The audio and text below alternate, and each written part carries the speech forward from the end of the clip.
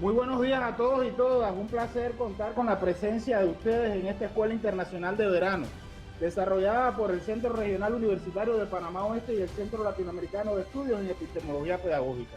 Otra de la sesión que nos enorgullece por estar compartiendo ciencia y conciencia, con la presencia en la mañana de hoy con la doctora Euridice González Navarrete desde la Universidad José Martí de Latinoamérica, quien nos estará comentando sobre el aprendizaje basado en proyectos.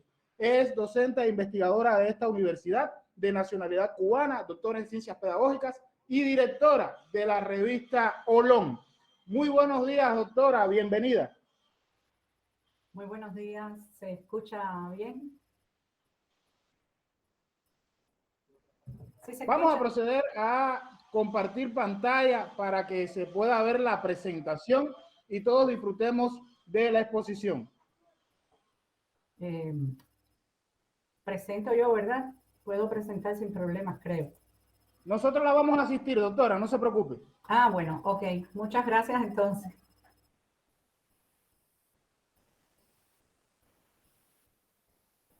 Bueno, le voy dando entonces la bienvenida. Me pasa la palabra el doctor Viltres y estoy dando los buenos días a todos los colegas y colaboradores de CESPE que están presentes en esta intensa escuela de verano, porque pienso que han sido unas jornadas de gran intensidad y de aprendizaje comunes, y muy agradecida de poder estar en la mañana de hoy.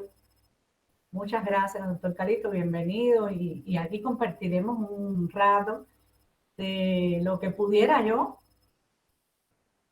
mostrar, sobre todo en el sentido de la innovación y a solicitud de aquí de CESPE, pues unas consideraciones en torno al enfoque de aprendizaje basado en proyectos. El enfoque propiamente tiene que ver entonces con los modelos contemporáneos sobre los cuales se conversó en el día de ayer y antier, que tiene que ver con la formación de competencias. Entonces, en este marco de formación de competencias, en el entendido de que las competencias son más que las destrezas y las habilidades y los conocimientos, y son más allá que eso, porque es la integración de esos saberes y tiene muchísimo que ver con las necesidades del mundo educativo que estamos viviendo, del contexto educativo que estamos viviendo hoy. Y tiene mucho que ver con los referentes que se han venido sistematizando y practicando y aplicando esos saberes que nos orientan, que tienen que ver con el diseño de la educación del siglo XXI. Pero además es una educación del siglo XXI que sin lugar a dudas tiene un arraigo en nosotros particular, porque es la educación y el contexto educativo post-pandemia. Estamos compartiendo ese contexto educativo, estamos compartiendo esas realidades y por lo tanto, indudablemente tendríamos que tener en cuenta esa transformación. Entonces, en el entendido de estos nuevos aspectos, digamos, de la educación, nosotros vamos a mirar el aprendizaje basado en proyectos en relación con la formación de competencias en su dimensión teórica y práctica. Es decir, el aprendizaje basado en proyectos en el sentido de la metodología activa, uno de los caminos de las metodologías activas, pero también en el sentido estratégico y en el sentido práctico y didáctico. Por eso me voy a referir, voy a organizar mi intervención en estos, vamos a decir que 6 momentos. Este contexto, que es la justificación de la investigación, voy a presentar las bases metodológicas, voy a estar conversando sobre el valor didáctico de aprendizaje basado en proyectos y voy a dedicarme al maestro, a los estudiantes, y al final vamos a tener, si el tiempo nos permite, supongo yo, una serie de ideas, intercambios, diálogos e interacciones aquí en este evento. Entonces le pido, maestro, doctor, quien me esté pasando la presentación, adelante, puede pasar a la siguiente. Muchísimas gracias. Bueno, entonces, realmente los conceptos que tienen que ver con el aprendizaje basado en proyectos no son nuevos. No son nuevos. La innovación no está en lo que se dice, sino en la manera en que se adapta, se ajusta y se revisa con respecto a los nuevos contextos educativos. Por eso viene de conceptos ya apuntados y conocidos de Dewey, ¿verdad? Desde la década del 30, desde los 40, pero con énfasis en la idea de la construcción del conocimiento, justamente a través de la experiencia. O sea, cómo nosotros podemos construir nuevos conocimientos teniendo en cuenta la experiencia. Y la experiencia tiene que ver con lo práctico, con lo que se hace, con lo que se aprende, con las nuevas maneras que tenemos de ver. Por eso se parte de la construcción. Y entonces implica entonces el proceso de aprendizaje desde las teorías de aprendizaje significativo específicamente, ¿verdad? Cómo aprendemos, es la significación de los procesos de aprendizaje y que viene completándose también con los enfoques de, no solo de Ausubel, sino posteriormente de Novak. El aprendizaje significativo para nosotros tiene que verse y debe orientarse a aquel aprendizaje que se produce cuando el alumno, el estudiante, tenga la edad que tenga en el concepto de la educación para la vida, ¿verdad? Y la andragogía. Cuando el alumno construye nuevos conocimientos a partir de los que ya posee. O sea, los famosos y tan llevados y traídos conocimientos o aprendizajes previos. Pero lo importante aquí es que establezca, que conecte vínculos con lo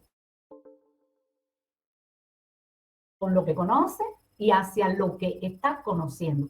Esta relación del contenido conocido y del contenido que se está construyendo en proceso es lo que le da sentido al aprendizaje como proceso. Desde esta concepción constructivista, por supuesto, de orientación social, se parte de principios metodológicos y didácticos entonces que nos pueden y se recomiendan como guía y orientación para cualquiera de los equipos docentes que estemos compartiendo en la actualidad. Adelante, la siguiente. Entonces, bueno, ¿cuál es la idea central del aprendizaje basado en proyectos? Bueno, en primer lugar, a pesar de que no proviene de una nueva teoría, no es una metodología nueva, lo innovador o el carácter innovador es la práctica. Para afrontar los cambios de la educación del siglo XXI.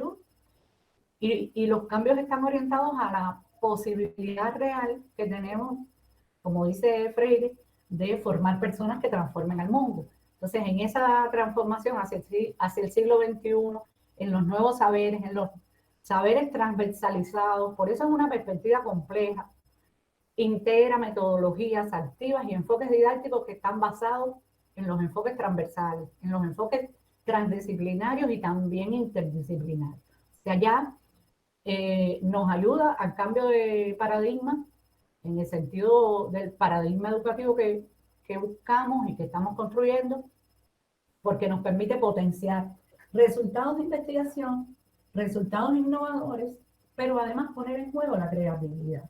Ya hoy conocemos con los múltiples enfoques de la neurodidáctica o de la didáctica, ¿verdad? Conocemos el enfoque de la neurodidáctica. Cuando no hay emoción, cuando la persona que aprende tenga la edad que tenga durante la vida, esa persona no está motivada, cuando esa persona no siente alguna emoción que le permita automotivarse, realmente los procesos de atención y memoria van a carecer de objetividad, van a carecer de sustento.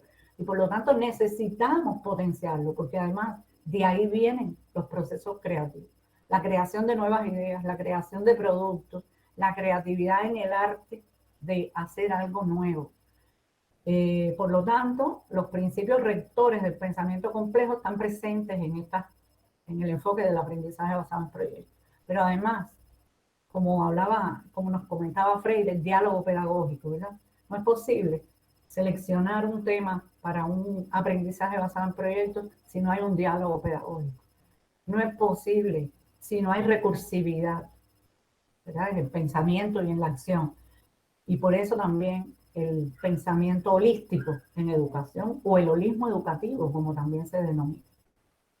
¿Por qué entonces es una metodología innovadora si realmente se viene hablando de las metodologías activas hace varias décadas? Bueno, es metodología innovadora justamente porque se orienta a la conexión de lo conocido con lo que vamos a conocer, porque además se orienta frente a la resolución de necesidades, porque además se orienta a intereses que pueden ser comunes. Hoy se habla incluso de necesidades de la comunidad. Y algunas veces la comunidad nos queda un poco lejos en el sentido de que nos produce cierta abstracción. Pero la primera comunidad que nosotros tenemos alrededor es la comunidad educativa. Entonces, bueno, pensemos en la comunidad educativa. ¿Por qué es un cambio en los paradigmas educativos? Bueno, porque nos obliga a revisar nuestras planeaciones desde otras perspectivas. Porque nos obliga a trabajar en equipo incluso a los maestros, a los docentes, porque para la transversalidad y la transdisciplinariedad nosotros necesitamos diálogo de equipo. No solamente los estudiantes, sino nosotros también necesitamos consensos, necesitamos desde el punto de vista teórico y metodológico dialogar entre pedagogos, entre maestros. Y bueno, es innovadora sobre todo porque nos plantea lo que se ha venido anunciando y reflexionando desde los años 90, que es la perspectiva experiencial y el aprendizaje situado. Entonces, son perspectivas que estamos integrando con lo conocido. Entonces, en esa integración del conocimiento y la construcción de esos nuevos saberes y saberes emergentes, indudablemente nos planteamos el enfoque complejo. La siguiente diapo, por eso, realmente aquí nosotros empezamos por nuestro propio cambio o transformación de pensamiento cuando pensamos en la contrastación entre lo tradicional y lo innovador. Necesitamos entonces movernos de lo tradicional que nos ofrece seguridad, lo tradicional que nos ofrece además confianza y que sentimos que lo dominamos, ¿verdad? Nuestros quehaceres, nuestros saberes y nuestras prácticas educativas y pedagógicas, necesitamos pasar de esto tradicional a lo innovador. ¿Cómo lo hacemos? Pues para nosotros también es aprendizaje significativo pasar a la opción del enfoque basado en proyectos, sobre todo en la educación superior. La docencia tradicional de la cual provenimos la mayoría de nosotros, ¿verdad? Implica la actividad de transmisión de la información, la transmisión del dato. Todos sabemos que los enfoques han venido siendo colocar al estudiante como receptor de información y el maestro en esa relación de poder que le da la experiencia, el conocimiento y el dominio del aula, como siempre se ha dicho, y necesitamos pasar no solo a transmitir, presentar un problema mediante clases magistrales y luego incluso plantear la resolución del problema, sino basado en proyectos, presentar el problema, buscar la información, ¿verdad? Gestionar la información, seleccionar la información, validar la información para llegar a la resolución de un problema, de una dificultad, de un tema, ¿verdad? Porque aquí hay tres dimensiones posibles que están muy cercanas en la metodología, que es el aprendizaje basado en retos, el aprendizaje basado en proyectos y el aprendizaje basado en problemas. Por ahí se tocan unos y otros. Siempre tenemos ante nosotros un desafío. Le podemos llamar necesidad, le podemos llamar dificultad, le podemos llamar problema científico, pero siempre lo que tenemos delante es algo que nos está desafiando. ¿Cómo nosotros resolvemos ese desafío? Entonces, por esa razón, bueno, vamos a ir viendo qué es entonces el ABP, cuáles son sus componentes, cuáles son sus dimensiones y cuáles son realmente sus beneficios, sus retos y también algunos mitos en torno al ABP. ¿Cuál es entonces el marco teórico conceptual del cual tendríamos que partir? Bueno, pues el enfoque de enseñanza mediante proyectos. Y el enfoque teórico y la validación teórica está justamente en las pedagogías activas. También en nuestras pedagogías del diálogo, las pedagogías del sur, ¿verdad? Para nosotros es muy importante esa conexión.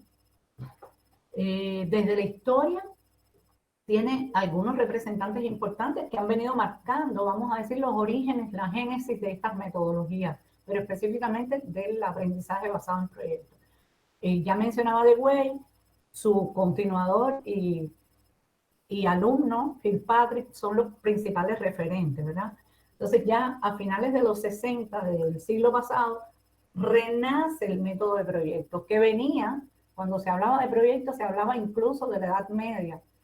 La construcción de las grandes catedrales en la historia eran proyectos arquitectónicos.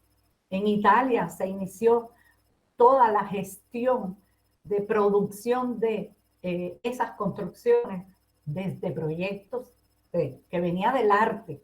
Gradualmente se ha ido moviendo entonces a las necesidades de formación de los seres humanos en el tiempo presente. Y es por eso que se recupera en la década de los 90 ya como actos propositivos en entornos sociales determinados y situados.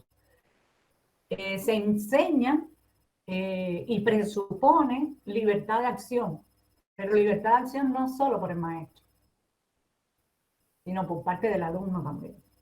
Que el alumno pueda colaborar con el maestro, que estemos en condiciones de pares. Y más adelante voy a seguir hablando un poco más del rol del maestro, que yo sé que nos interesa muchísimo. ¿Cuál es el rasgo crucial o el componente crucial? Bueno, pues el componente motivacional. Si no hay motivación, si no nos interesan los problemas que nos circundan y que nos rodean, no nos vamos a motivar por investigar. Y el componente fundamental de la gestión de la información es justamente investigación. Gestionamos información y estamos ya investigando. Identificamos información novedosa y valiosa y estamos investigando. Entonces, las acciones de investigar tienen que ver con la curiosidad, tienen que ver con el componente motivacional. Pero no solo pedirle motivación a los estudiantes, y esto es un cambio importante, es que la motivación tiene que venir del maestro. Ya hoy sabemos que un maestro desmotivado es un obstáculo a la creatividad del alumno, porque es un obstáculo a su propia creatividad. El aprendizaje entonces se propone como eminentemente experiencial. Entonces esa necesidad de tomar en cuenta la experiencia es la que nos puede conducir a la búsqueda y la investigación desde el punto de vista teórico para contribuir al conocimiento de esa experiencia y a la argumentación de esa experiencia. Por lo tanto, se aprende en el aprendizaje basado en proyectos, se aprende al hacer y al reflexionar. O sea, saltamos la situación de la inutilidad práctica del conocimiento. O sea, aquí la pregunta importantísima es: ¿para qué me sirve? ¿Por qué me puede resultar útil trabajar aprendizaje basado en proyectos? En este sentido, hay las propuestas que creo que se están llevando a cabo en muchos países de América Latina, es la experiencia y el aprendizaje situado. O sea, de acuerdo al lugar, de acuerdo a las necesidades, a las condiciones. Por eso hablaba de la pandemia. Si estamos en una educación post-pandemia, si ya ha llegado la educación híbrida, si ya nosotros tenemos tantos caminos para aprender, entonces, ¿cómo vamos a pensar que por los métodos tradicionales se va a seguir aprendiendo todo? ¿Eso significa que se niega la tradición pedagógica? Claro que no. No se niega la tradición pedagógica. Pero el maestro tiene que ser capaz de identificar lo que le funciona de lo que ya tiene experienciado, lo que le funciona de lo teórico que conoce, para aplicarlo a nuevas necesidades, para aplicarlo a la situación y a la experiencia que está viviendo. Adelante, maestro. La siguiente. Entonces, por esa razón, si pueden pasar la diapositiva, por esa razón, me gusta mucho la idea de la conexión entre escuela y vida, conexión entre universidad y comunidad, universidad y vida, universidad y práctica real. ¿Cuáles son entonces los supuestos del ABP si fuéramos a tener en cuenta toda esa integración del conocimiento y el enfoque transversal y transdisciplinar? Bueno, pues la dimensión epistemológica, desde el punto de vista epistemológico, es el método científico aplicado a la forma en que pensamos, a la forma en que razonamos, a la forma en que conectamos pensamiento, acción, reflexión. el conocimiento más valioso, entendido como el conocimiento social para nosotros, porque la educación está situada en sociedad y cultura e historia.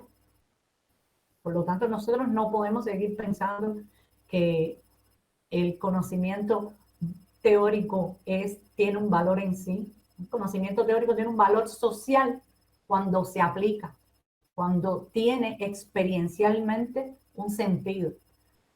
Pero además en el sentido competencial, bueno, pues ya hoy sabemos que los estudiantes necesitan construir esas competencias para la vida en sociedad, para la vida ciudadana, para una ciudadanía responsable, comprometida, para la ecosofía, ¿verdad? El sentido ecosófico de la vida. Bueno, la dimensión psicológica, pues por supuesto, es el enfoque desde la educación integral, la educación del ser humano de manera integral, aprender haciendo, probar, experimentar experiencias significativas cuando se ponen a prueba las competencias adquiridas. Luego seguiremos conversando sobre esto ya un poquito más en la práctica. Otra importantísima dimensión y supuesto de la ABP es el propósito educativo, ¿verdad? En el sentido de que la educación debe contribuir a que los estudiantes puedan reconstruir o reorganizar su experiencia de vida, pero de manera que contribuyan a la experiencia social también en sentido amplio. Por eso las metas centrales serían el desarrollo y crecimiento del alumno. En definitiva, el enfoque formativo integral del alumno. Desde el punto de vista de la dimensión curricular, bueno, entonces el eje central aquí es la congruencia entre el currículo diseñado, el currículo real, pero también el currículo oculto, desde un enfoque curricular flexible, incluso abierto, que tenga en cuenta los intereses de los estudiantes y sus necesidades de desarrollo. O sea, no solo las necesidades que nosotros consideramos, sino las que ellos también consideran para su desarrollo.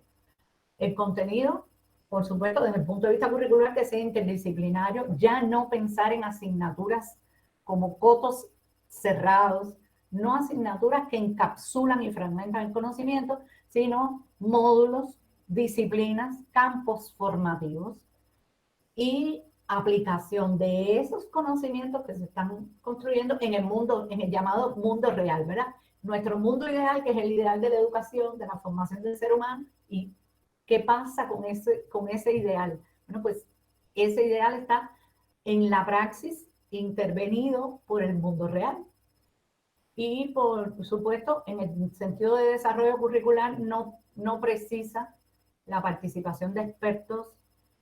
No se trata de que venga un experto a vendernos el mejor modelo de aprendizaje basado en proyectos, todo lo contrario. Si esperamos que alguien venga a vendernos la metodología y nosotros comprarla y aplicarla tal cual es, como un artículo, de ahí no va a salir nada, porque son prácticas humanas y son prácticas sociales, implican la cultura del maestro, las experiencias vividas y los contextos de los estudiantes. Por lo tanto, aquí el trabajo siempre este camino será cooperativo y colaborativo.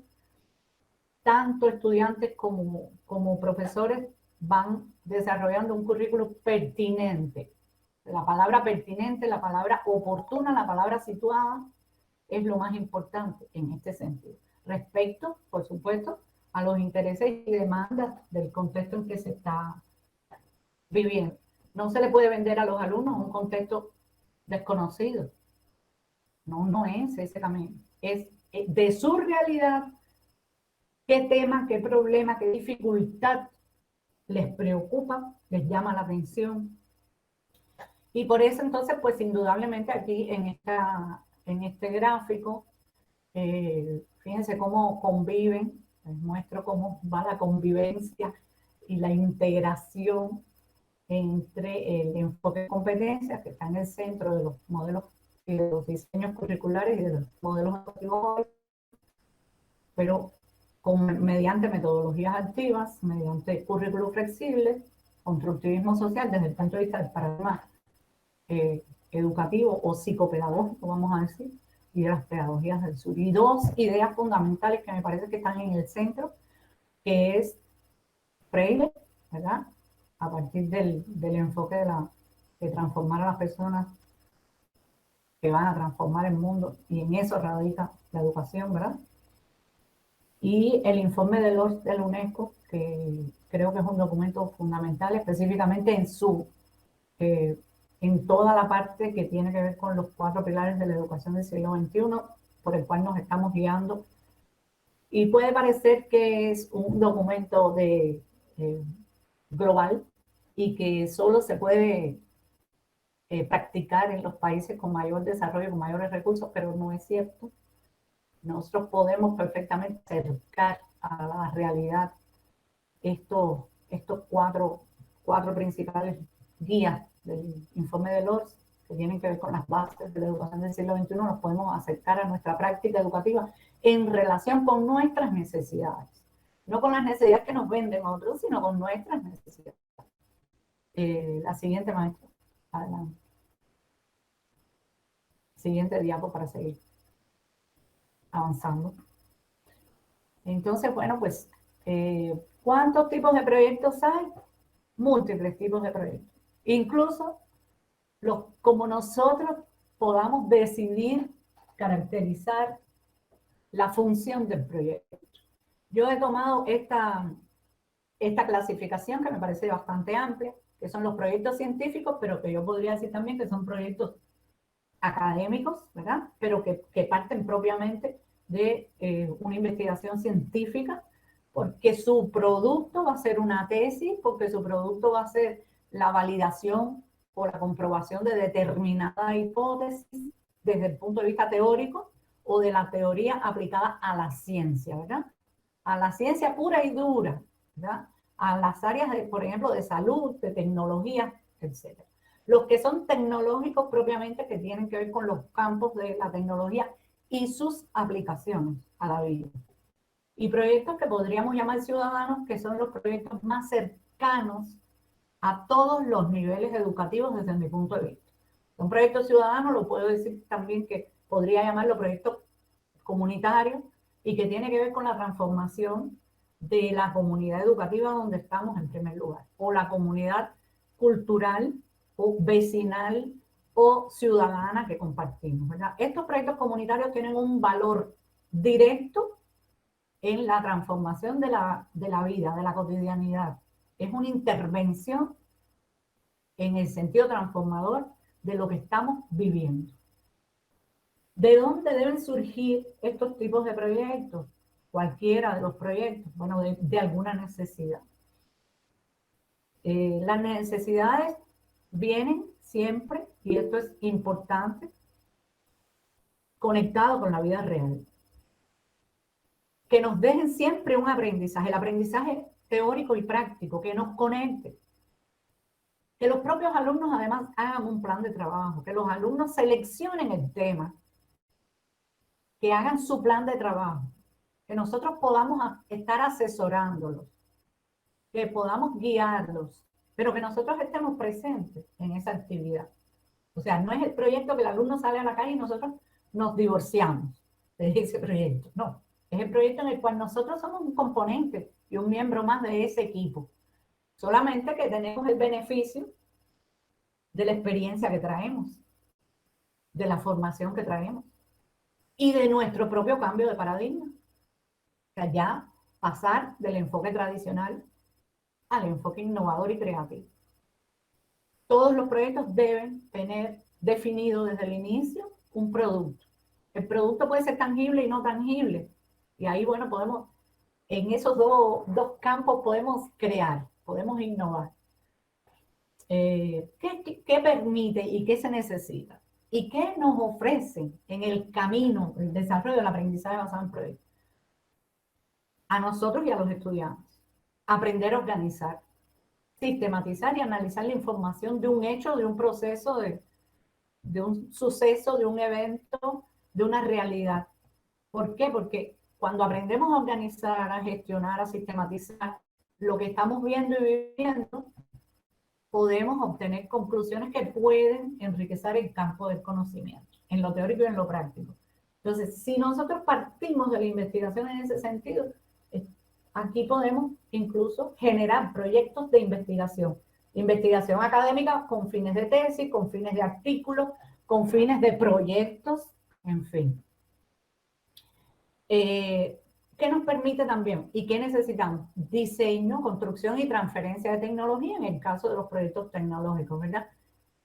Equipos, instrumentos, procesos, aplicación y conocimiento acerca de ellos, de ese mundo tecnológico, ¿verdad? O sea, generar, por ejemplo, estrategias didácticas o planeaciones didácticas mediante el uso de tecnologías es un proyecto innovador y es un proyecto que propone creatividad, pero tiene un uso práctico y una significación. Identificar, diagnosticar y resolver problemas vinculados a la comunidad y en su entorno es un proyecto social, sin lugar a dudas. Es comunitario, es social. Tiene una dimensión orientada al cambio social. Nos permite además generar autoempleos y economía, ¿verdad? También los proyectos en la vida real nos permiten diseñar, por ejemplo, abrir un negocio, el que sea, una pequeña empresa. Por ahí van los proyectos económicos, pero hay que hacer estudio de mercado, hay que hacer gestión de información, gestión de, etcétera, etcétera, ¿verdad? Y bueno, cuando creamos también mediante estrategias innovadoras, creativas, en el deporte, en el arte, ¿verdad? Pues estamos hablando de un proyecto cultural. Así que bueno, por aquí fíjense que hay muchas opciones. Si necesitamos la clasificación, tenemos múltiples opciones para denominar los proyectos. La siguiente.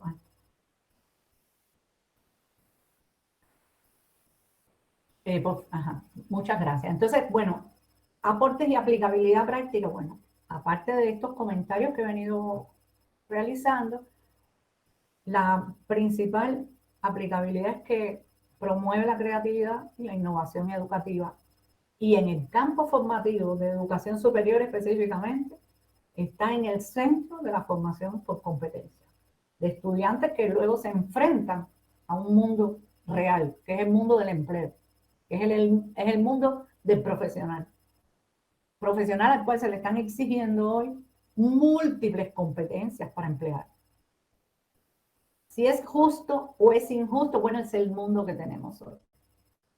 Los profesionales, los jóvenes que se nos están graduando en las universidades, salen aspirando a empleo. ¿Cómo nosotros nos comprometemos con ese perfil de egreso?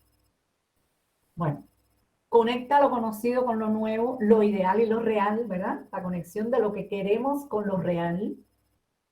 Problematiza, nos permite pensar en formar estudiantes y reestructurar también nuestro paradigma en torno a problemas y no a sentidos solo del conocimiento o del aprendizaje per se. El estudiante comprende, se acerca a la comprensión de la realidad, pero además comprende cómo para él es su propia comprensión. O sea, estamos hablando de los procesos metacognitivos.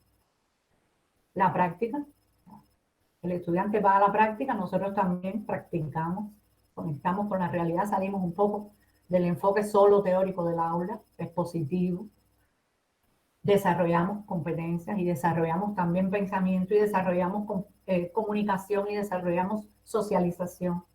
El estudiante y nosotros intervenimos, así que la función de intervenir también, el estudiante propone, ¿verdad? Si el estudiante no propone, verdaderamente se nos va la creatividad. Un estudiante motivado nos va a hacer propuestas. Y propuestas a las que no debemos temer, porque todos estamos gestionando información y todos estamos promoviendo curiosidad. Finalmente, comunica y socializa, ¿verdad? Cuando expone sus resultados o cuando lo publica, ¿verdad? Pero además, la evaluación cambia para nosotros, porque la evaluación del proyecto no es la evaluación del producto, es la evaluación del proceso mediante se logra ese producto. Por lo tanto, es una evaluación formativa. Y bueno, sobre la evaluación también voy a comentar un poco más adelante, porque es quizás, desde mi punto de vista, no sé cómo ustedes piensan, en el siguiente rato que compartamos pueden compartir sus ideas, pero yo pienso que la evaluación sigue siendo el núcleo débil de todos los diseños hoy en día. O sea, estamos hablando de cambio y en la formación y de cambio de paradigma y evaluamos de manera tradicional, ¿no? ¿Por qué tenemos miedo? Porque hay que calificar, porque hay que poner números. Bueno, se puede poner números con un entendido de otras dimensiones, ¿no? No podemos tampoco ser inflexibles si evaluamos un proceso. El proceso se evalúa todo el tiempo. Nosotros no podemos evaluar un proceso solo al final. Y para esa evaluación necesitamos todo el tiempo la interrelación y esa conexión con los estudiantes. ¿Con qué procesos? Con procesos justamente de retroalimentación constante, porque la retroalimentación durante el proceso es intervención y es participación, pero es guía, es orientación. Y se puede ir ajustando algunas de las tareas del proyecto si vemos que por ahí no va o que no se está logrando lo que estamos persiguiendo, o que los estudiantes consideran que ese camino ya empieza a perder motivación porque ya saben la respuesta, por múltiples razones, pero esa interacción con los estudiantes, esa retroalimentación que no es cuantitativa, que es dialógica, nos ayuda a orientar y nos ayuda a nosotros también a crecer, porque salimos nosotros de la cápsula magisterial de tribuna, salimos, conectamos con la realidad. Y nuestra realidad son ellos y lo que ellos viven. Adelante, maestro. Bueno, métodos activos, decía, bueno, como metodología, los métodos activos, el aprendizaje significativo, la interdisciplinaridad y transdisciplinaridad, cuando se vaya logrando la inter, ¿verdad? Y el enfoque curricular desde el constructivismo. Eso sin lugar a dudas. Adelante, gracias. Adelante, maestro, ya. Puede pasar la diapositiva.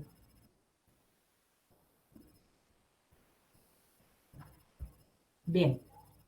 En relación al cambio de paradigma, es la formación o la orientación hacia la comprensión del pensamiento complejo, indudablemente transdisciplinario, integración de saberes, reflexión, los procesos reflexivos son fundamentales. La orientación al holismo educativo, es decir, al ser humano envuelto y como parte de ese cambio y de esa realidad activa y dinámica del ser humano como ser biopsicosocial, ¿verdad? Y bueno, el diálogo de saberes que tiene que acompañar estos procesos siempre. Adelante, la siguiente. La siguiente, maestro. Bueno, modelo pedagógico centrado en el estudiante. ¿Quién es el protagonista aquí en el aprendizaje del proyecto? El protagonista es el estudiante. Los protagonistas no somos nosotros. Algunos autores plantean, por ejemplo, Sergio Tobón, que ha venido desarrollando y que es asesor aquí de los diseños y de los modelos en México. Y bueno, creo que la mayoría de los maestros probablemente haya visto, citado a Sergio Tobón en el enfoque por competencia. Sergio Tobón lo está enfocando actualmente al maestro, la función del maestro como maestro líder comunitario. O sea, un maestro que sea capaz, y me refiero a líder comunitario en el sentido de la comunidad educativa, o sea, un maestro que sea capaz de liderar ese grupo de estudiantes. O sea, que sea justamente reconocido como la persona que puede estar presente y guiar, como la persona que contribuye, pero también como la persona que aprende. O sea, no como la persona que tiene todas las verdades y las soluciones en sus manos. Un maestro que es capaz de adaptar la metodología a lo que se va a presentar. Entonces, en ese sentido, pues estaría aceptable y compartido ese criterio del profesor, maestro, guía de esa comunidad educativa, ¿no? Pero ese maestro no anda solo, sino hay otros maestros que comparten el valor del aprendizaje basado en proyectos. La transdisciplinaridad se complejiza, ¿no? Se puede hacer complicada en la vida real, en la vida cotidiana. Pero bueno, un docente que sea líder, ¿verdad?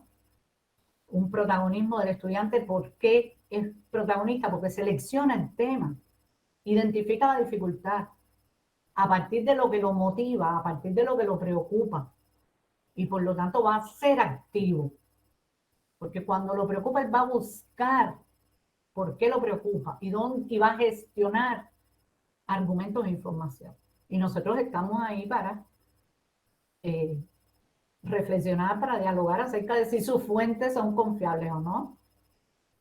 Innovación educativa, indudablemente, para el estudiante, aprender de esa manera es innovador. Es innovador porque él es participante activo de lo que se está haciendo. Él toma decisiones también. Y finalmente, en el sentido evaluativo, bueno, ¿cómo lo vamos a evaluar, verdad? Aterrizándolo, situándolo a nuestra didáctica. ¿Cómo lo vamos a evaluar? Bueno, pues la evaluación formativa de la cual también les comentaba hace un minuto. O sea, la evaluación no puede ser tradicional, la evaluación tiene que ser una evaluación original, procesual, permanente y no necesariamente cuantitativa, no necesariamente con calificación en números que establecen ya de por sí un estigma a quien no logró el máximo y que se acerca y hace permanecer los enfoques evaluativos tradicionales, ¿verdad? Al alumno de 100 o al alumno de 90, no importa. Un alumno que a lo mejor inició su recorrido universitario no con el máximo, resulta ser que es un alumno sumamente creativo, sumamente innovador y como está motivado, lo va a hacer todo el tiempo, incluso mejor que cualquiera. Entonces, porque se está apostando por la creatividad, porque se está apostando por la motivación, porque se está apostando por la gestión de la información confiable, viable, organizada, sistematizada para un producto.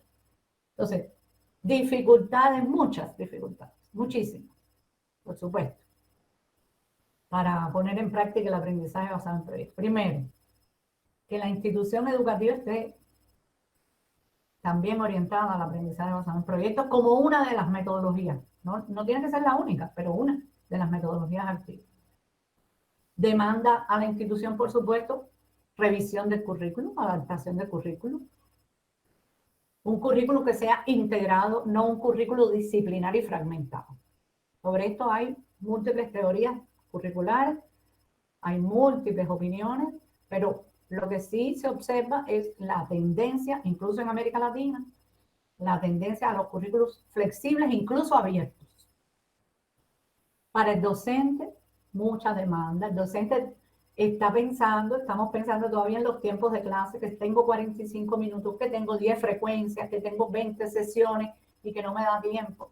Bueno, no le da tiempo, depende cómo usted aborde su propio programa de clases, ¿no? Por eso para el docente implica revisar y ajustar las planeaciones. Tener una planeación muy organizada, por eso se hablaba de que aprendemos a ser más organizados, más estructurados, pero no inflexibles. O sea, estructura de tiempo, estructura de capacitación, comprensión de la necesidad de autoformación, investigación, dominio, aunque sea básico, de las tecnologías aplicadas sobre todo a la educación, ¿verdad? ¿Qué podemos hacer? Formularios en línea, encuestas en línea, o sea, lo que nos permita a nosotros lograr información y activar ese proceso de diálogo.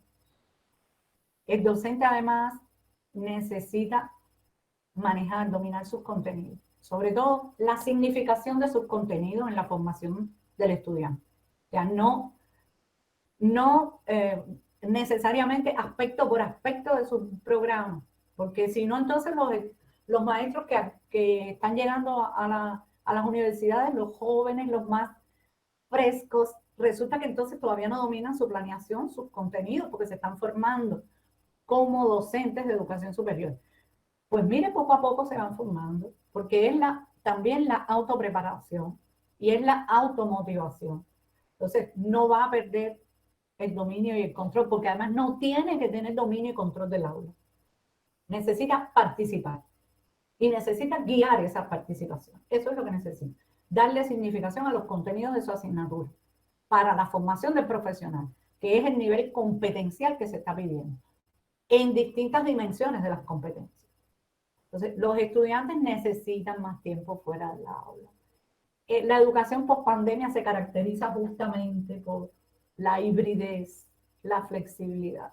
Entonces, sí necesitamos que el estudiante no necesariamente esté sentado 8 horas, no sé, 6 horas en los laboratorios de la universidad o en el aula. Necesitamos que conecte con el mundo, necesitamos que vaya a un museo, que vaya en equipo, que vaya con una guía de observación, que ellos generen la guía de observación y nosotros contribuimos a esa toma de decisiones, ¿verdad? A la selección de esa información. Los estudiantes además son dueños de definir el tema, un tema que debe estar en los marcos del nivel educativo, que debe tocar aspectos de contenidos nuestros, claro, de contenidos de nuestra asignatura, pero no podemos fraccionarlo con respecto a la interacción de nuestros contenidos con otras asignaturas, porque los saberes ya sabemos que son interdisciplinarios y transdisciplinarios. Necesitamos integrarlos, no separarlos. Por lo tanto, de la curiosidad que tienen para aplicar un concepto de la asignatura propio de un área, de esta asignatura X, ese concepto, cómo va a la vida, cómo se comprende en la vida y cómo se aplica. Y a lo mejor esto probablemente lo haga aprender más a los que son más conceptuales en su pensamiento y a los que son más prácticos los ayuda a conectar con los dos caminos de aprendizaje. La familia es un mundo importante cuando se trata sobre todo de los niveles básicos de educación. Yo me estoy refiriendo sobre todo al nivel universitario, ¿verdad? Y posgraduado también. Pero claro que en las familias a nivel de enseñanza básica se resisten, porque están pendientes de qué hacen sus niños, sus adolescentes, sus jóvenes en la escuela. Entonces las familias dudan de la realidad de esos aprendizajes, dudan de que sus hijos, nietos, sobrinos aprendan de esa manera. ¿Por qué? Porque también la familia necesita cambiar los paradigmas de aprendizaje, porque estamos hablando de nuestras familias, que somos nosotros mismos también, y que venimos, que procedemos de modelos educativos inflexibles, donde todos los días tengo un montón de tareas muchas veces reproductivas y repetitivas, que no me produce actividad, que no me convoca a activar mi motivación. Siguiente, maestro. La siguiente diálogo. Entonces, dificultades estas y muchas más, ¿no? Muchas más. Hay algunos mitos en torno a eso que luego puedo explicar o contar. Entonces, bueno, ya en la práctica, ¿cómo iniciar si nunca hemos trabajado aprendizaje basado en proyectos? Fíjense que no me estoy refiriendo a proyectos, me estoy refiriendo a la metodología de aprendizaje basado en proyectos. Bueno, lo primero es identificar un problema, ¿verdad? Una situación X que nos identifica, que nos hace comunicarnos entre nosotros, que es una situación compartida, que es una dificultad en un entorno X, o que es una conexión que hago desde lo que conozco como estudiante, con lo que quisiera conocer también, y me motiva conocerlo, y me motiva a saber para qué necesito conocerlo, ¿verdad? Porque estoy incluso revelando mis procesos metacognitivos mediante la curiosidad y el interés por un tema o por una situación que he observado. A lo mejor ni siquiera he leído nunca de eso, pero la he observado, como le sucede tanto a los jóvenes, que son inquietos. Las características de los jóvenes es la inquietud, la problematización. Entonces, eso es lo que vamos a aprovechar. Entonces, puede ser un tema, vamos a decir, de intervención educativa, o sea, de la práctica educativa que estamos viendo. Hay que dejarles libertad en la identificación del tema. Nosotros damos un marco desde el punto de vista de los contenidos, pero en ese marco ellos pueden identificar un tema.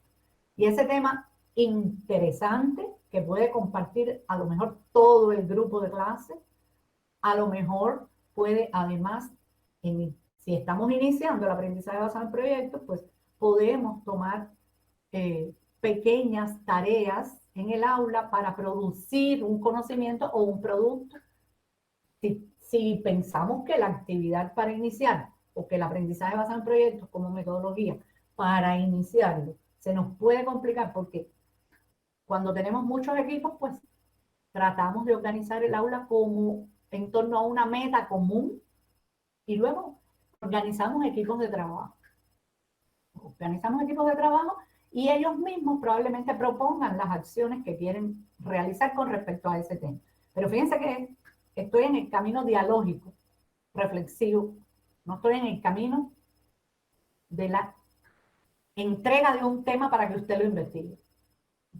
No estoy trayendo una lista de temas o de problemas para que ustedes seleccionen, no. Estamos dialogando acerca de algo, identificando un tema. Entonces, después el equipo deberá decidir entonces qué aspecto del problema, o en caso de que estén ya sean varios equipos, porque ya vamos avanzando en la metodología, pues entonces, qué problema o aspecto del problema van a abordar. Y lo tienen que colegiar, y lo tienen que dialogar, y se tienen que poner de acuerdo. Ustedes le pueden pedir videos de esa discusión si no van a estar presentes ustedes en la toma de decisiones del tema, por ejemplo, o del aspecto. Y los videos son una maravilla, verlos cómo ellos verdaderamente trabajan y proponen a partir de sus realidades. Entonces, luego, la comprensión de para qué se organiza el trabajo en equipo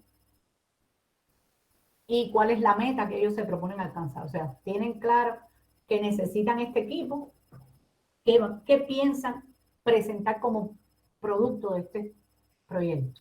Ellos lo deben decidir y nosotros, por supuesto, contribuimos a esa decisión.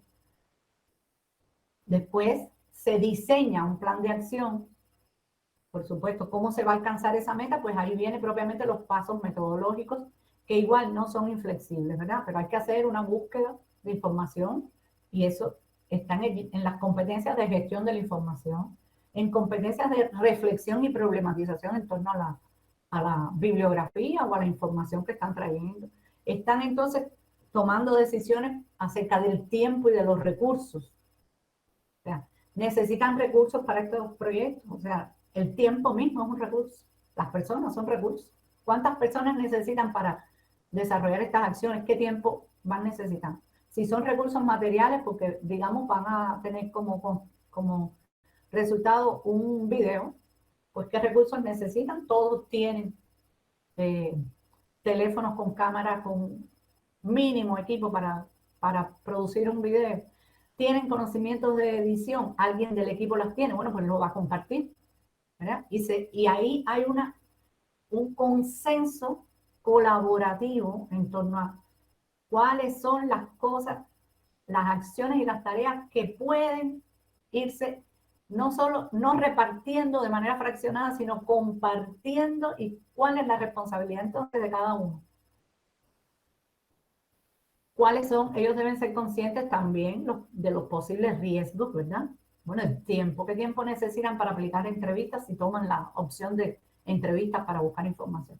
O si van a producir justamente un producto tecnológico, como puede ser una canción, vámonos al campo del arte, ¿no? Una canción, pues el tiempo, los espacios, el estudio para grabar una canción.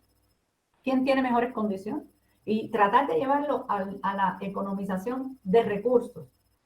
Porque si se complejizamos en situación de más recursos, pues el proyecto se nos puede ir de las manos a nivel institucional, a nivel de la escuela. Otra cosa son los proyectos grandes, transnacionales. Nosotros estamos hablando de la educación situada. Y bueno, y en caso de riesgos y obstáculos, ¿cuáles pueden ser las medidas alternativas para lograr el éxito, para lograr llegar a esa meta? ¿Cuáles son esas medidas que podemos tomar para llegar a los resultados esperados? Y por eso la constante interacción, la constante retroalimentación, porque indudablemente el maestro seguirá siendo siempre la persona que más experiencia tiene frente a los estudiantes, ¿no? En el nivel de posgrado puede variar el nivel experiencial, pero el liderazgo en el sentido del diseño y en el sentido de la contribución al trabajo en equipo, indudablemente lo va a tener el maestro. El maestro debe tener su propio diseño de acciones alternativas. Como mismo diseñamos en la planeación tradicional las preguntas que vamos a hacer en clase, así podemos diseñar las posibles acciones para rectificar, vamos a decir, y adaptar y ajustarnos el proceso para poder llegar a la meta. La siguiente, maestra. Bueno, entonces ya estamos de acuerdo en que vamos a iniciar el aprendizaje basado en proyectos, que vamos a trabajar por esos caminos. Entonces, bueno, sí hay que tener en cuenta la importancia de una primera etapa de planeación y preparación, cómo planeamos y cómo preparamos nuestra disciplina, nuestro campo de actividades para poder planear justamente las acciones, ¿no? ¿Qué tiempo tengo? ¿Qué tiempo tiene mi asignatura o el módulo en el que participo? ¿Cómo nos ponemos de acuerdo? ¿Cuántas horas vamos a estar necesitando para organizar el equipo? En fin. El desarrollo, que propiamente ya es el proceso mismo de desarrollo de la metodología, ya es el proceso mismo de interacción en torno al aprendizaje, a ese camino de aprendizaje, esa construcción colaborativa de esas actividades del proyecto.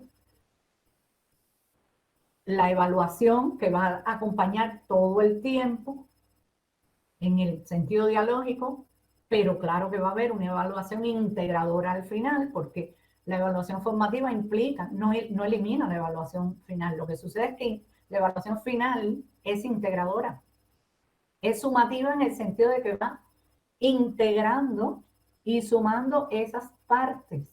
Nosotros logramos una evaluación integral cuando decimos, pues mira, en la etapa en que estaba la construcción de tal competencia, aunque no le digamos así, mira, en esta etapa la gestión de la información pudo haber sido mejor, ¿verdad? Todavía va a faltar un poco más que trabajes en ese sentido.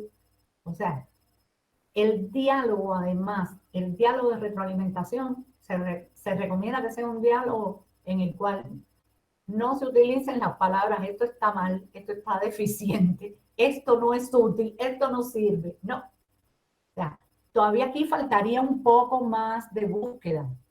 Todavía aquí fíjate que podemos redactarlo de otra manera. Todavía aquí fíjate que en esta parte podemos ir a tal lugar o podrían ustedes a lo mejor diseñar otro instrumento, ¿verdad? Entonces son opiniones y diálogos también propositivos, porque en esos radica que nosotros podemos contribuir como líderes. Esa es la manera de liderar, esa es la manera de facilitar, con un sentido didáctico, pedagógico. Bueno, la exposición de resultados y la reflexión. O sea, después que ya el proyecto está realizado, indudablemente, ¿cómo lo van a dar a conocer? Bueno, el primer nivel de conocimiento, como está en nivel curricular, pues es exponiendo, ¿no? Probablemente presentando una exposición en el aula. Pero no nos podemos quedar con los proyectos solamente en la exposición en el aula o en la entrega del documento del proyecto, que también tiene que estar el documento, ¿verdad? Es que necesitamos que otros conozcan que se está haciendo ese proyecto, porque en eso también radica la socialización. O sea, necesitamos compartir esos resultados y ese proceso, como ha venido siendo. Podemos hacerlo mediante las famosas ferias o festivales del conocimiento o eventos y jornadas científicas que se realizan en las distintas instituciones, casi en todos lados, en algún momento del año se planifica y se organiza. Bueno, pues los trabajos cuyos productos a lo mejor sean los más representativos se presentan allí, o quién sabe si todos los trabajos, ¿verdad? Entonces, el estudiante tiene que saber que además va a compartir con otros. Ese equipo de trabajo tiene que saber que su trabajo es valioso para que otros lo conozcan y puedan aprender de ellos. Y por supuesto los procesos reflexivos. ¿Qué nos faltó? ¿Qué pudimos hacer avanzar? ¿Qué podemos hacer en un futuro, en una siguiente etapa, a lo mejor en el siguiente semestre, ¿verdad? Pero además la reflexión tiene que girar también en un sentido de autoevaluación. O sea, ¿qué me faltó a mí en este equipo para contribuir más a la solución y al producto del proyecto? ¿Cómo contribuí? ¿Cómo pude conveniar con los otros? Y los otros decirme, oye, pero quizás tú puedas hacer otra cosa. Quizás tú también me puedas apoyar en mi tarea. O mira, tú podías haberme apoyado en mi tarea y sin embargo no te interesó. También esos diálogos son importantes porque enseñan a convivir y a socializar, ¿verdad? Y finalmente el maestro integra, ¿verdad? Porque está la heteroevaluación que no nos vamos a quitar de encima porque pertenece todavía a nuestros diseños curriculares, pero además porque es importante que el estudiante se sienta reconocido y se sienta además apoyado sobre la base de cómo aprendió con esa persona que tiene esa experiencia, con esa persona que lo ha venido guiando, que ha venido colaborando con él. La siguiente, maestro. Adelante. Entonces, bueno, las metodologías activas, y en este caso el aprendizaje basado en proyectos puede ir desde la inmersión total en las metodologías. Yo les decía, puede ser que una institución educativa se ponga de acuerdo y trabaje la mayor parte de su currículum mediante estas metodologías activas y pueda seleccionar. Yo me estoy refiriendo al aprendizaje basado en proyectos, pero bueno, puede ser también el aprendizaje basado en retos o basado en problemas, ¿verdad? Pueden además ir incorporándose poco a poco, gradualmente, en la planeación curricular del maestro y de la institución. Pueden empezarse desde las propias estrategias metodológicas, ¿verdad? Para que el equipo de maestros vaya también formando, ¿no? Para que el equipo de maestros vaya entendiendo y aplicando y conectando los enfoques tradicionales que trae con lo nuevo, ¿verdad? Nadie cambia de un paradigma de un día a otro. Necesitamos transformar el pensamiento y la acción gradualmente. Unos se demoran más que otros, ¿verdad? Ya sabemos, pero es un proceso que puede iniciarse de esta manera. O totalmente la institución va a trabajar mediante metodologías activas como esta, o se empieza por algunos campos, agrupando el diseño curricular y ajustándolo a lo mejor a algunos campos, a la dimensión por campos del conocimiento o áreas del conocimiento. Es derecho y es interés de la institución probablemente, y así lo estudiará, pero se puede iniciar desde la... hay una conexión directa contenido, sociedad y escuela, realidad. Se va centrando entonces en tareas, fíjense que es gradual, para un resultado final. El proceso también se va negociando entre pares, se va revisando todo el tiempo en ese afán de socialización y colaboración, pero los estudiantes se están responsabilizando de sus acciones. Queremos ciudadanos autónomos, profesionales capaces de tomar sus propias decisiones, se van responsabilizando ellos de sus tomas de decisiones y las van además contrastando con los caminos de su compañero. ¿Cómo lo hace este? ¿Cómo lo hace el otro? ¿Cómo lo podemos hacer juntos? Por supuesto, el estudiante va a gestionar su aprendizaje desde lo individual, porque ya sabemos que el aprendizaje no le llega de fuera. Necesita la disposición a aprender, su propia planificación, la parte tecnológica, pero además va motivándose. Y luego cuando llega a la hora de su tesis o a la hora de su trabajo de grado, probablemente tenga muchísimo acumulado de contenidos y de saberes en torno a las tecnologías, por poner un ejemplo. Entonces, los ayudan a identificar y a identificar lo que les gusta y lo que se les da bien, hacia lo que sienten inclinación. Y eso, por supuesto, establece un ciclo de motivación y desempeño. ¿Sí? Me desempeño bien, me vuelvo a motivar porque a todo el mundo le gusta el desempeño eficiente y productivo, ¿no? Entonces, bueno, según nos dice el enfoque de la neurodidáctica, me emociono porque siento que me sale bien, siento que se me da bien, me produce satisfacción, activo dopamina y aprendo. Entonces, bueno, parece que hasta aquí el tiempo y creo que como conclusión por lo menos de esta primera parte, es una invitación, ¿verdad?, al cambio de paradigma, es una invitación a gestionarnos también nuestra propia información acerca de las metodologías activas, ¿no?, que son múltiples y variadas. Nosotros en la Universidad José Martí de Latinoamérica, en el doctorado en educación específicamente, ya venimos hace 4 años trabajando aprendizaje basado en proyectos con enfoque transversal. Entonces, aplicamos encuestas también, que hemos venido también mejorando esas encuestas para saber qué proponen, para saber cómo les da. Y bueno, muchísimas gracias por escucharme. Por ahí en la presentación, si quieren a ver si les puedo compartir un enlace para que aquí en el chat les voy a poner un enlace si gustan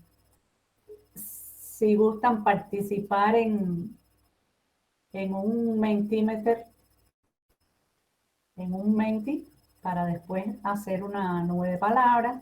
Cuando ustedes quieran, está abierto, ese es el código y ese es el enlace. Pueden entrar por código o por enlace, los que gusten, por supuesto, para hacer una nube de palabras que luego podamos a lo mejor publicar. Ahí tienen una pregunta. Muchas gracias. Abierta al diálogo.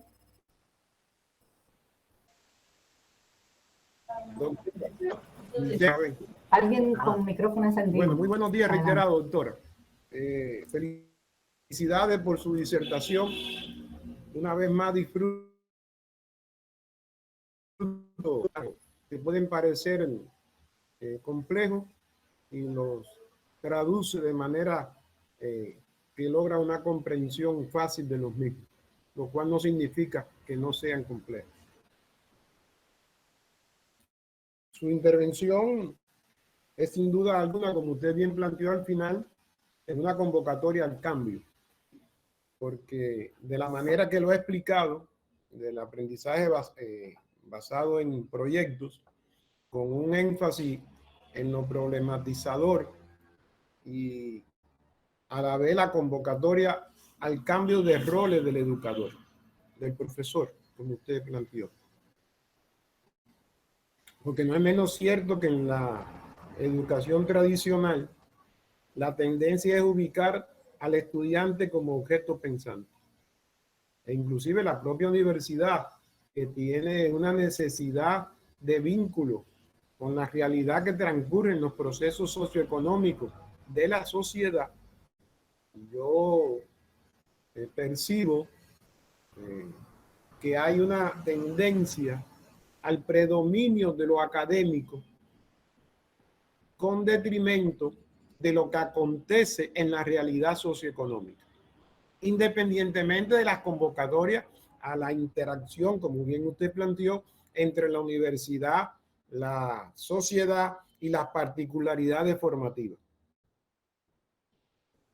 Me queda clara la idea que usted transmite del cambio en la función de los docentes.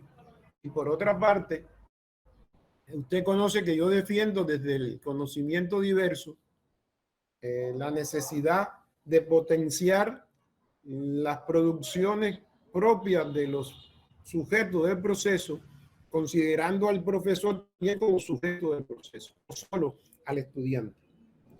En ese sentido, me parece que sería, no es reiterativo,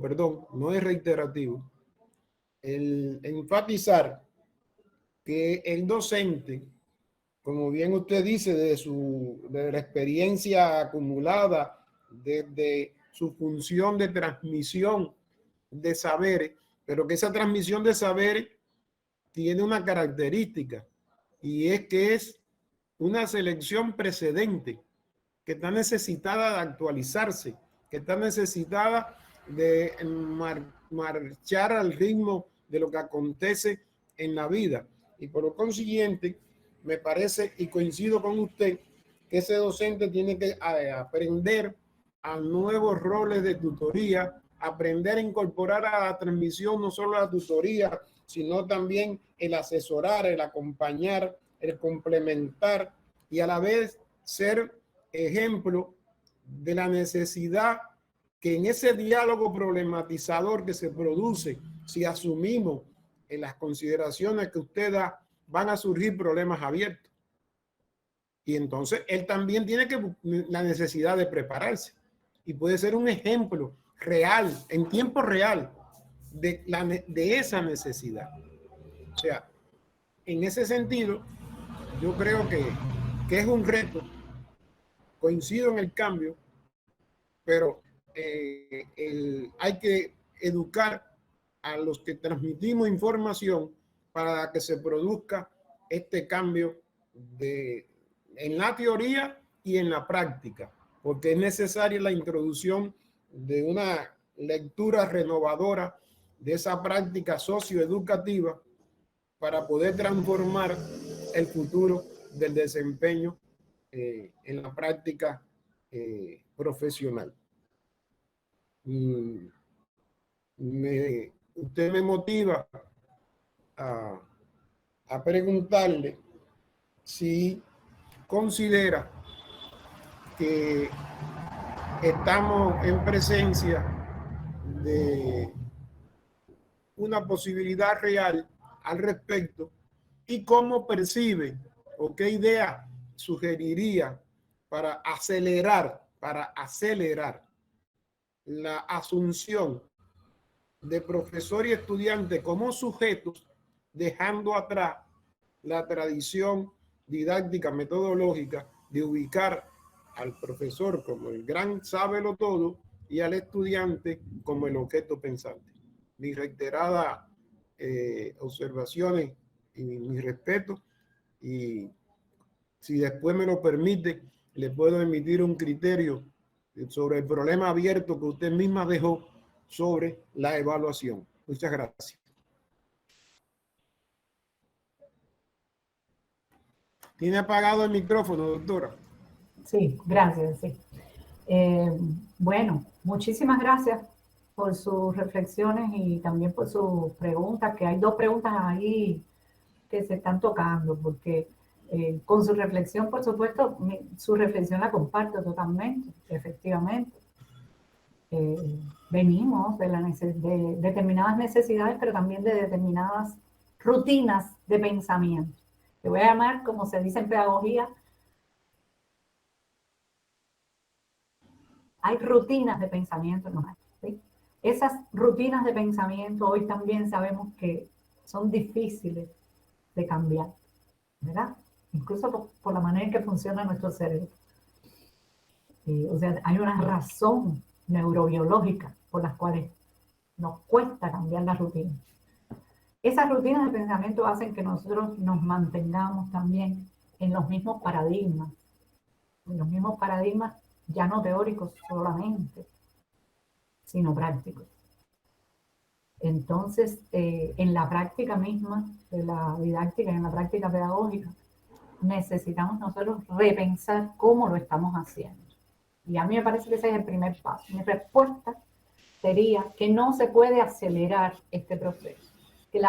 O que si existe algún camino para apurar este proceso de cambio de paradigma, sería, si es que se le pudiera llamar, porque pienso que los cambios de paradigma son lentos, son resultados y ya son evidencias de grandes revoluciones en el pensamiento, pero no la revolución de un día, sino la integración y la concatenación de múltiples sucesos diversos que influyen en ese cambio.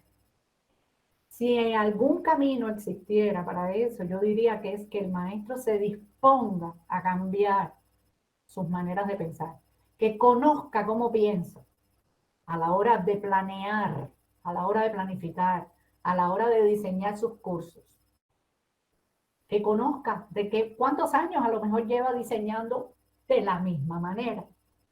A lo mejor es un maestro que está cambiando los contenidos, a lo mejor es un maestro que ciertamente se actualiza en la información, pero las rutinas del desarrollo de sus estrategias didácticas y de todo su enfoque curricular con respecto a su área, para no seguir diciendo asignatura, realmente sigue siendo la misma. Entonces, no, desde mi punto de vista, hay que empezar por entender cómo lo venimos haciendo y proponer el cambio desde lo individual. Cuando estas preguntas de que cómo se puede acelerar, a nosotros nos hacen siempre pensar en que, bueno, pues se toma una decisión por una institución educativa y listo. Al final de cuentas son decisores, pero es que las decisiones de las instituciones educativas no cambian el paradigma. Las decisiones también son elementos que vienen del tradicionalismo de la gobernanza, ¿no? Entonces, necesitamos ser gestores de nuestras actividades educativas. Que exista, por supuesto, un referente curricular y que el maestro empiece por entender cómo lo está haciendo y cómo lo puede hacer de manera diferente. Con respecto a la meta es formación de competencias, pues, ¿cómo yo puedo formar competencias sin reproducir contenidos? ¿Cómo puedo llegar a la formación de competencias en distintas dimensiones?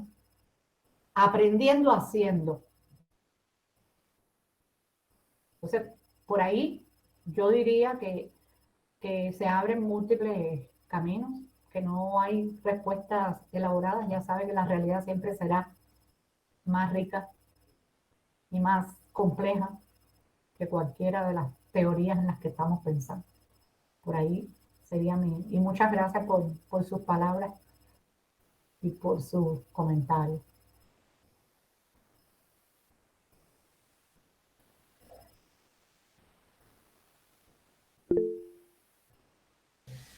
Sí, adelante. Doctora, permítame mi insistencia, no quiero resultar impertinente. Yo coincido plenamente con usted que hay que buscar una interrelación dialéctica entre la norma y el desempeño profesional. En la norma, doy aplauso prolongado desde acá, no está la solución, porque los cambios en los seres humanos se suceden a ritmo, en correspondencia a nuestra complejidad, y se requiere accionar con ese pensamiento que usted convocó a que fuera holístico y que yo le agrego el adjetivo de diverso.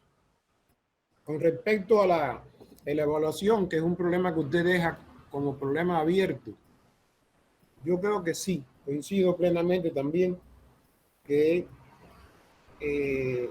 sigue en la tradicionalidad, aunque ya se están produciendo y se visibilizan aristas de cambio, la evaluación sigue siendo cuantitativa y vertical y no incorpora el elemento afectivo, emocional, volitivo de los estudiantes. Por lo consiguiente, en ello persiste la repetición para el acto evaluativo y no la implicación consciente para el aprendizaje futuro.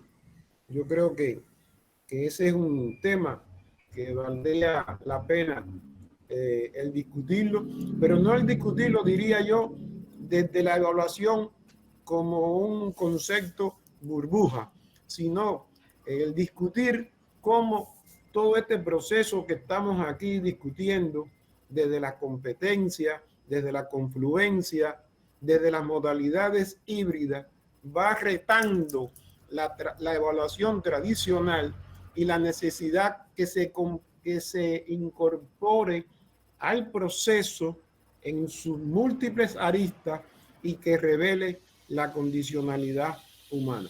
Mis reiteradas gracias y felicitaciones por su intervención. Gracias a usted, doctor, y totalmente de acuerdo con usted. La evaluación es el tema, desde mi punto de vista, que más nos preocupa probablemente a todos, pero sí, nosotros necesitamos en este cambio de paradigma pensar que no evaluamos información. Necesitamos decirnos a nosotros, conocernos y decir, yo no estoy evaluando información, yo estoy evaluando la aplicación de la información y los orígenes y la administración que estás haciendo de esa información. Entonces, para eso no necesito dar un aproximado en calificación numérica, o a lo mejor sí. Esto no significa que los números no sean útiles, pero yo lo que me parece que no puede seguir tampoco inflexible es que hay un estudiante de 7 o de 8 y hay otro estudiante de 100. O sea, yo necesito un marco amplio para esa evaluación. Yo necesito saber que del 1 al 10 está la dimensión que yo puedo medir de esa competencia, ¿verdad? Y que esa no es la calificación final, que esa es apenas la valoración acerca de cómo lo haces y cómo lo conectas y cómo lo gestionas y cómo lo explicas y cómo lo socializas, ¿verdad? Entonces, por ahí me parece que tenemos mucho que trabajar y que además forma parte de la capacitación docente constante. O sea, como docente necesitamos justamente todo el tiempo estar capacitándonos, autocapacitándonos y superándonos en ese sentido también, en el sentido de cómo nos podemos transformar. ¿Dónde estaba y hasta dónde voy? ¿Qué puedo hacer? ¿Qué tengo a la mano ahora? ¿Qué resulta accesible y viable en las condiciones de la educación? En ese aprendizaje situado. Totalmente de acuerdo con usted.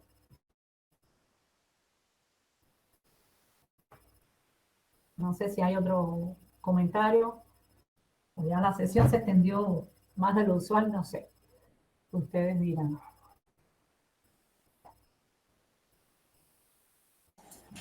Adelante, Jaime. Hola, hola. Buenas, ¿cómo están? Muy agradecido por su exposición, doctora Eurídice.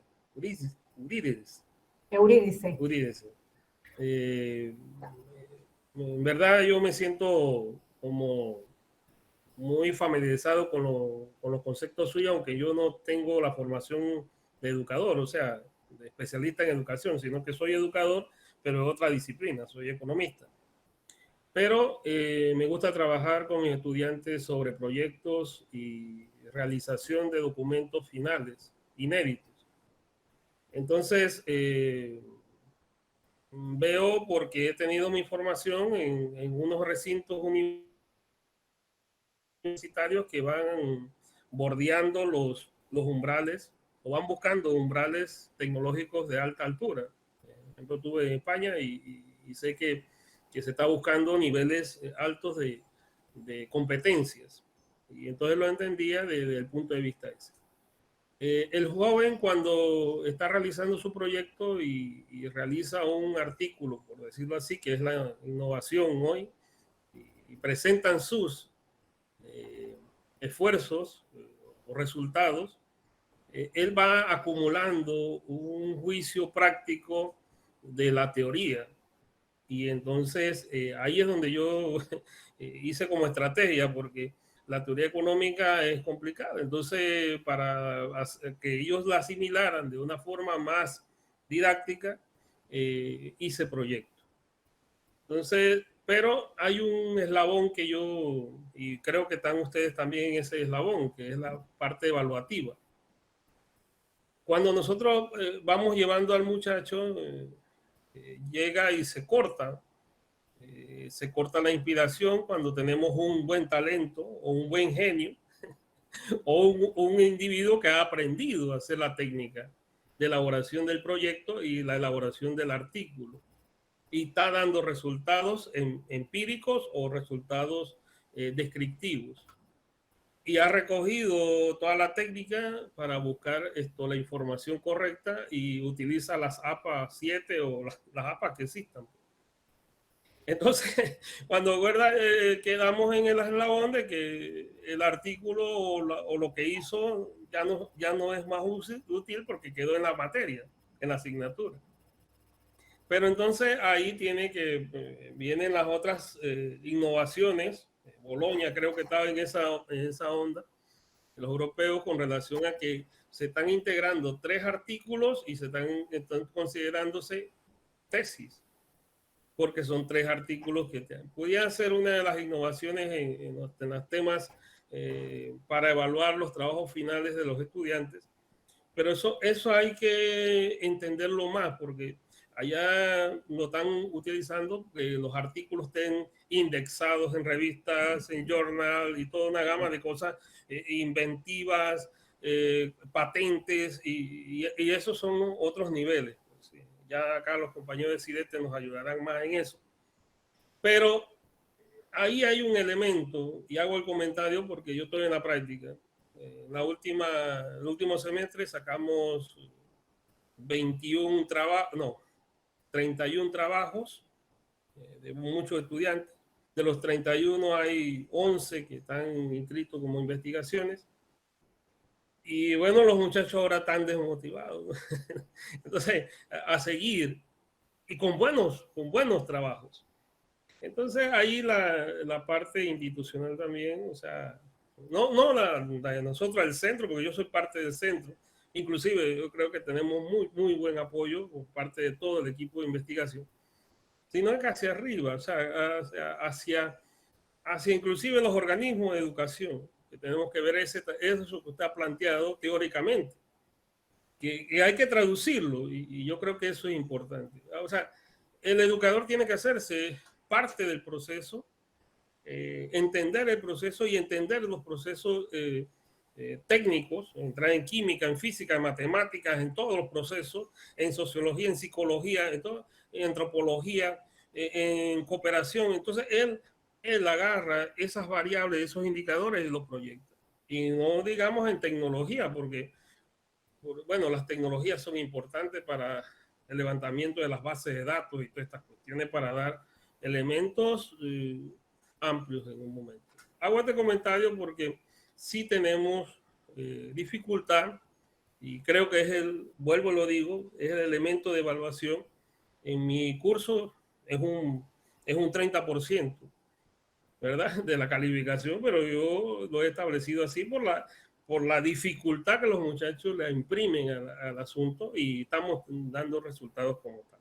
Pero más allá, deberíamos tener más teoría educativa para enfrentar esta situación. Por eso lo que está expuesto me parece muy correcto, y gracias pues porque me ha abierto algunas nuevas dudas, como dice el doctor Guillermo.